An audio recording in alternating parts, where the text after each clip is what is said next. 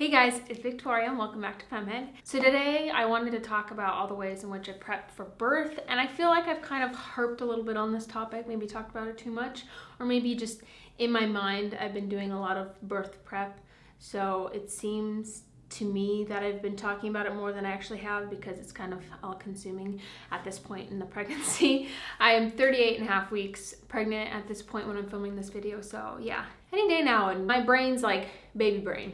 So the first category of prep is the home. I feel like this one is a very common one. How are you gonna prep your home for the baby? And I feel like a lot of people move before they have a baby. And we weren't even looking seriously when we found this house and it just kind of happened. Getting everything in, getting everything organized, put away, finding new homes for things. And it is definitely not ready in that sense. Putting everything together, organizing stuff, cleaning stuff. Nesting energy is a beautiful, beautiful thing. One of my favorite parts of pregnancies. I try to declutter everything before it came from the apartment. The second area is kind of my personal life. So the first thing is spending time with Michael. I've heard this from so many people, is to spend time with your partner before the baby comes, especially when it's your first child. We are very blessed in the fact that we do get to spend so much time together as it is, but he's in between, you know, events. We've got a really good window right now of when the baby's supposed to come. Do things that we want to do individually, together, spending time with friends and family. I feel like this is something that I have been trying to do for years as it is. It's something that's very important to me. We are very grateful to have so much of our family so close. The only immediate family member that's not within like an hour of us right now is one of my younger brothers who lives out in LA, so I don't get to see him that often, but that's okay. He's out living his best life. But friends especially, like I know my social life is going to change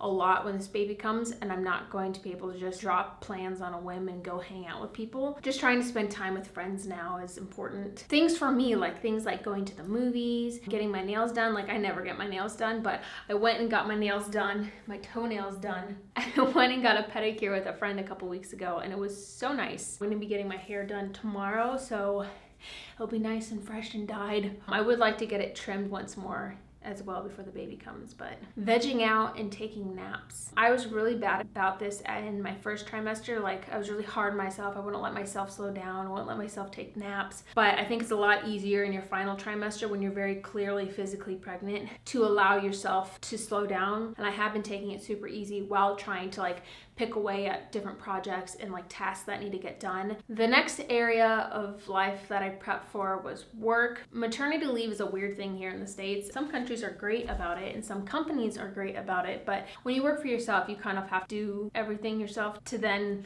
have any sort of maternity leave. What I've tried to do leading up to the birth is prep FemmeHead as much as possible. Like you guys all know that the baby's coming. I hopefully like low expectations of what I'm doing. Really have been working hard to get 3 months of content filmed, edited, and scheduled and like ready to go, so you guys will at least have something to watch. And I want to intersperse current videos throughout those 3 months. The other thing I've been working on is updating my Chart Your Cycle course to get it on a new platform, add corresponding videos, put the information into a PDF, practice charts into a workbook PDF, and yeah, just kind of revamp it for you guys. So I'm really close and I'm hoping to work on that later today and hoping to have it up before the baby comes. Like I could see myself in labor being like, I gotta get this course up. Hopefully by the time this video is up, that course is up. So it's always linked in the description box if you guys want to go check it out. The next category is baby. Obviously prepping for a baby is an important part of like prepping for birth. So I got a lot of baby items from my sister and from a friend. I got pregnancy items from them as well. Looking at my list and seeing like, okay, what are the other things that I want to have for the baby when they're here, when they first get here. I'm not going to try to be a mind reader and know everything I need. I'm going to get more stuff for the baby once they are here. What are the items that are going to be most beneficial for when that baby first comes home in those first 3 months? My nursery is super simple. When I was editing it, I was like, oh my god, it looks empty.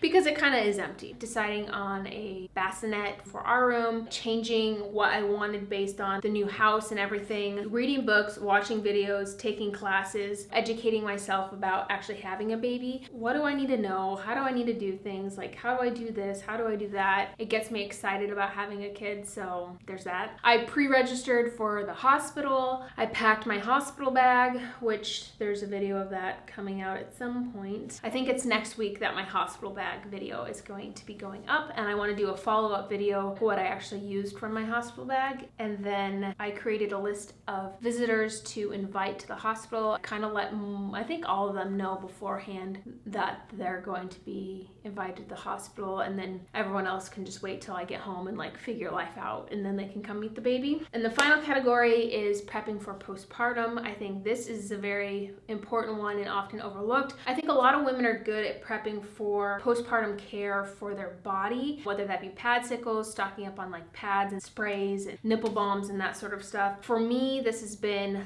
letting people know that I'm going to ask for help, specific dates, like, hey, I might need you to come stay on this weekend to help me out with the baby while Michael is gone. A lot of people do freezer meals. I'm grateful that I was lucky enough that my sister and my mom made me a bunch of freezer meals, which they actually just dropped off today. I haven't even looked at them. Breastfeeding snacks. I've got some like bars, but I'm gonna have my mom make me some like cookies and that sort of stuff. Postpartum care for my lady bits, that's an obvious one. And I made a postpartum prep video. Once again, I don't know when that one's going up. Nope, that goes up in a month.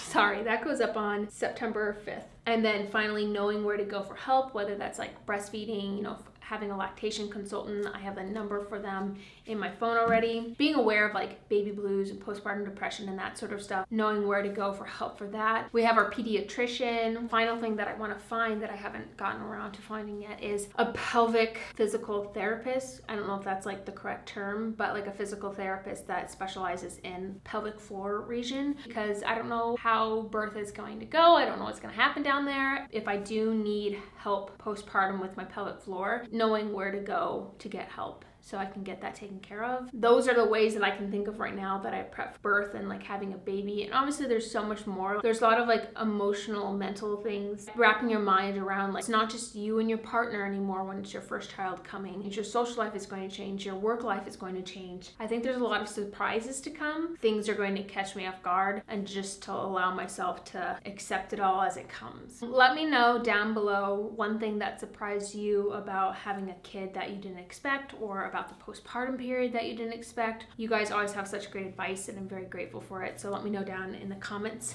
Give this video a thumbs up if you enjoyed it. Don't forget to hit that subscribe button to keep up with me as I go through this crazy wild journey called motherhood, and I'm so excited for it. Like, I can't believe it's pretty much here. And I'll see you guys in my next video. Bye!